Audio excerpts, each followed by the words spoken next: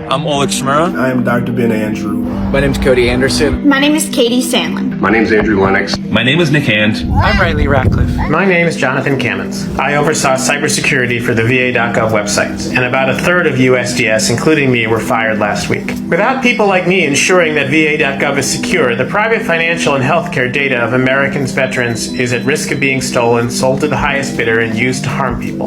We are standing in Yosemite National Park. For the past 10 months, I was the custodial worker here. I picked diapers off the side of the road, toilet paper, beer bottles, cigarette butts, you name it, so you didn't have to see it. And I served as the Chief of Safety and Emergency Management at the Philadelphia VA. This was a mission-critical role that ensured the health and safety of all those who entered into our facilities. I used to be a NEPA coordinator for the Wrangell Ranger District of the USDA Forest Service, where I would coordinate environmental review for projects in and around the town of Wrangell, projects that are crucial to the town's economy and its people. I moved from Alabama to Maryland to start my new job in genomics education and outreach at the National Institutes of Health. My job was to help educate students, teachers, and healthcare providers about genomics to improve patient care and develop the future scientific workforce. I was a technologist at the Consumer Financial Protection Bureau for about a year and a half before I was fired last week.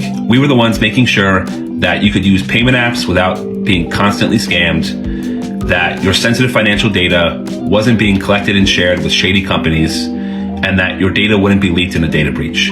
As the only aquatic ecologist at the largest reservoir in the United States, my job was mostly to monitor for water quality for recreational uses, making sure that when people are out boating or swimming, that the water quality is sufficient to keep people healthy. After leaving the military, I wanted to continue serving my country, and I did so as an administrative officer at the Veterans Affairs and Medical Center in Ann Arbor, Michigan. My job was to enable our medical providers, and that meant looking at the hundreds of doctors and the thousands of patients' schedules to make sure that nobody walked through those doors and was not treated. Make sure that we had all the paperwork and credentialing to send those veterans home with the prescription medication that they needed. And we didn't waste a single taxpayer dollar. I went into public service because I wanted to use my tech expertise to make an impact. A lot of the time, I was seeing a skill set like mine be used to make more money for big tech companies at the expense of everyday people. And I wanted to try to help level that playing field. I went into public service because I'm passionate about helping others learn science and to also give back to a country that has given so much to me. I joined the Park Service because I believe that the national parks are one of the best ways that we can share America with everyone. I chose public service because my mother worked 30 years for the VA Medical Center in New Orleans. As a kid, I said one day I'll work at the VA. I got into this job because I'm not in it for the money. I don't make that much money, but what I do believe in is the National Park Service and our mission to protect these beautiful and insanely unique monuments to the rest of the world. If they offered me my job back tomorrow, I would take it, despite all the chaos and risk. The mission is still there, and I'm still ready to be a part of it. We're not deep state actors. We're not faceless bureaucrats. I'm a veteran that wants to help veterans. That's why people join the federal service. They do it to help others and serve their country. This is the face of the federal agencies. It's fired hundreds of people since Donald Trump took office, and I am one of them. I'm Liz Oyer, the former pardon attorney for the Department of Justice. These are not mass layoffs like you're seeing at other agencies. These are scarier because they are targeted firings of nonpartisan experts. They are removing experts in key areas like national security, public integrity, and professional responsibility. They are purging the department of people who are perceived as potential obstacles to Trump's political agenda. Those fired or forced out include George Toscas, National Security, Eunyoung Choi, Cybercrime, Adam Cohen, Organized Crime and Drug Enforcement, Jeffrey Ragsdale, Professional Responsibility, Corey Amundson, Public Integrity, Bobby Talibian, Information Policy, and many, many others. Donald Trump is replacing these people with political loyalists, or in some cases, with no one at all. My replacement was Ed Martin, whose personal slogan is "No MAGA Left Behind." These firings are plainly illegal. They violate a law called the... If you could say anything to President Trump now, what would you say? I expected better from you. I really did. I expected that you would do what was right and cut waste and fraud and all of those things that you promised us before we elected you in office, but you're not doing that. You're creating a disaster, and I don't know what America's going to look like if this continues. Did you ever think that your job would be impacted in a Trump administration?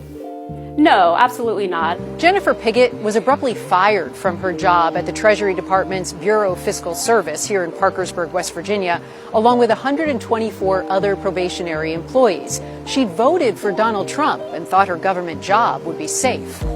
But to cut the knees out of the working class Americans just doesn't make sense to me. You know, it's what's the checking account look like, babe? We went through our list of items on our budget and said, what can we get rid of? And we've gotten rid of all of those things, including cable. I had my last review on the 31st of January, and I had the highest rating that you can get on a review, less than 21 days before I was terminated for my performance. On top of losing her job, Jennifer is facing backlash from both Democrats and Republicans for speaking out. She's received death threats and more. Our home's been egged. You know, they've hacked my Instagram and posted horrible things about my deceased mother. They voted for him. They believe in his promises. But today, many of those same Americans are packing up their desks, walking out of federal buildings, and heading home, fired without warning or reason. President Donald Trump's decision have not only shocked Washington, but also broke the heart of those who stood firmly behind him. These are the federal workers who just found out they lost their jobs this morning. The State Department is laying off more than 1,300 employees this Friday. And behind me, you've got a rally going on as these workers walk out with pots in their hands and crowds are cheering and supporting them. Yeah, so my entire team was affected by this. This is a sad day for democracy. It's a sad day for human rights. These cuts are part of a major reorganization plan by the Trump administration. The administration says it's about streamlining and making the department more efficient. But critics argue that this will seriously weaken U.S. diplomacy at a time when global tensions are rising. I just think it's a sad time for our institution at a time when, if anything, the State Department is needed more than ever. Thank you so much for coming. So I was at the US FDA in the Center for Devices and Radiological Health, and our entire communications office was decimated. So right now, if somebody has a pacemaker inside their body that is failing, there is nobody there to communicate that to the public. So we covered everything from Band-Aids to brain implants to breast implants to pacemakers to hips. If there's a recall, there is no staff there to tell the public that people have devices inside their body that are failing them or creating toxic situations in their body. Okay, we're going to keep working. We're going to keep working. Now I'm unemployed, I have a ton of debt, and I'm also losing my health insurance. Did it ever cross your mind that you could be fired in a second? That part actually never crossed my mind. Did your supervisor give you a reason for why you were getting fired? They made it clear that I was not being terminated because of anything that I had done. An HHS official sent Sandlin a letter saying your performance has not been adequate to justify further employment at the agency. When I got it really upset me because it felt like it wasn't truthful. My boss, her boss, and even his boss all said that that was not true. Our CBS News data team found that at the Veterans Health Administration, which implements the healthcare program for vets, probationary workers account for 30% of the staff. At the Department of Agriculture, it's 19% of the branch that performs food safety inspections. When it comes to air safety, about 1/3 of the TSA may be impacted. So far, 2,000 probationary workers at NIH have lost their jobs. What does the public stand to lose with these widespread layoffs? We are important and we do important work. We're impactful, and if you have questions or concerns about federal workers, ask one. I mean, it wasn't a legal firing. My performance was good. I was doing everything I was supposed to be doing. I was even one of those government employees that went every day of the week. I had to report every Monday through Friday, 7 to 3:30. That was my tour duty, and that's what I served. And here I am. I was a Trump supporter. When he talks about government waste and all that, yes, I'm behind it. I believe there is a lot of stuff in the government that needs fixing. And that's part of the reason why I actually wanted to work for the government, to help change the things that are wrong in the world, I thought that someone with like his business acumen would have come in with a fine-tooth comb and actually found it, instead of coming in with a wrecking ball and destroying people's lives for no reason. I know you told me you voted for President Trump. What were you hoping that he would do? I was hoping he would did something that made sense regarding the economy. Made some kind of progress in bettering, the benefits of being a veteran. But I mean, it just seemed like he actually cared about doing what was best for the country, but now it just feels like all about me, Donald Trump, not, the guy out there working in the trenches trying to make ends meet, trying to pay a mortgage, trying to pay the bills. It goes against everything I expected when, I voted for him. So you're not satisfied? No. And it doesn't even have to do with anything about me getting fired. I mean, if I had gotten fired as part of the, government, cutting government spending, I would have been fine with that. I can accept that. But he's not delivering on anything he said he was going to do. So what's your real game plan? It doesn't make sense to me. There are some things that he promised to do that he has put in place. I mean, there are executive orders that he's done, that he said that he was going to do. You don't feel like he's lived up to those promises? I mean, where are the results? I mean, seriously, prices are still going up. We're now in the middle of a tariff war with a bunch of countries that used to be our steadfast allies. I mean, how do you make an enemy of Canada? They're right next to us, and they've been one of our premier allies and commerce partners for, seriously, centuries now? And he did say that he was going to put tariffs in place. Did you just not think that they would be implemented in this particular way? I didn't think they were going to be put in play in a juvenile way. I mean, where was the attempt to actually talk to the heads of these other countries like, hey, I feel you have unfair tariffs against our products. I'd like to talk about it first. And if we can't work out some kind of resolution, then I feel to protect our people, we need to implement this kind of tariff. There was no attempt at even talking to the other countries. Across America, thousands of delegated federal employees have lost their job under Trump administration sudden cuts and restructuring orders. From environmental agency to educational departments, from postal services to public health offices, the layoffs has been shifted, quiet and devastating. Many of these workers were once proud supporters of Donald Trump. They wore the hat, waved the flag, and believed that making America great again meant securing good American jobs. But today, they find themselves unemployed, confused, betrayed, and wondering why the administration they trusted turned its back on them.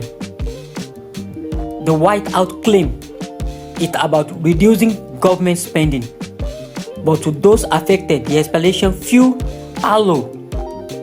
Behind every layoff is a family losing health care, a child losing tuition support, a mortgage unpaid, community losing one stable paycheck.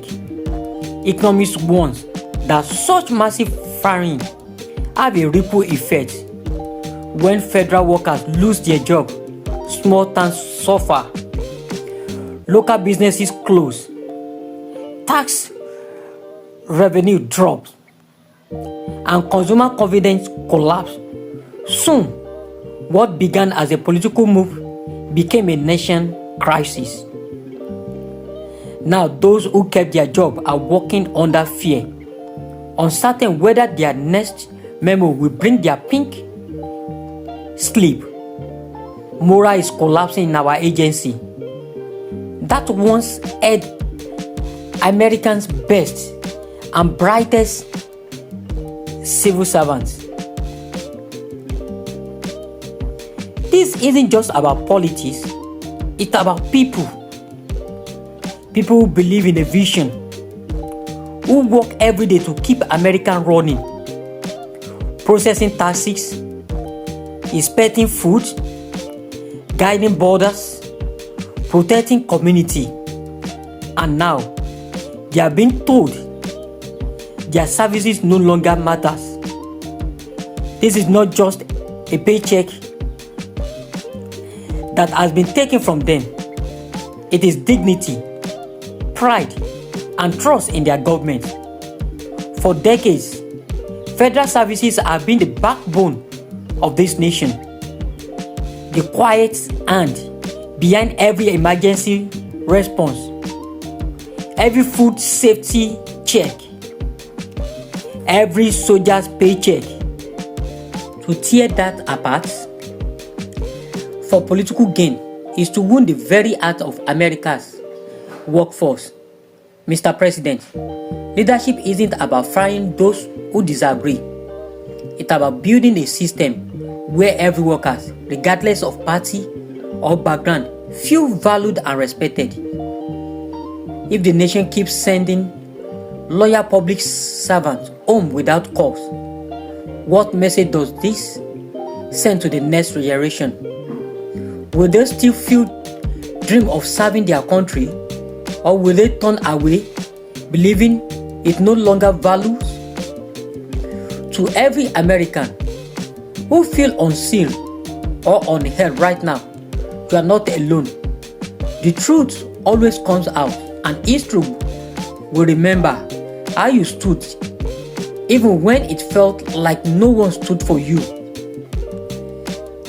This has been True Valid, bringing you the story they don't want you to hear. Special thanks to all stitches video used in this report. If you find this documentary eye-opening, don't forget to subscribe, like, and share this video. Your voice matters. Drop a comment below. Tell us, do you think President Trump went too far in firing federal workers who supported him?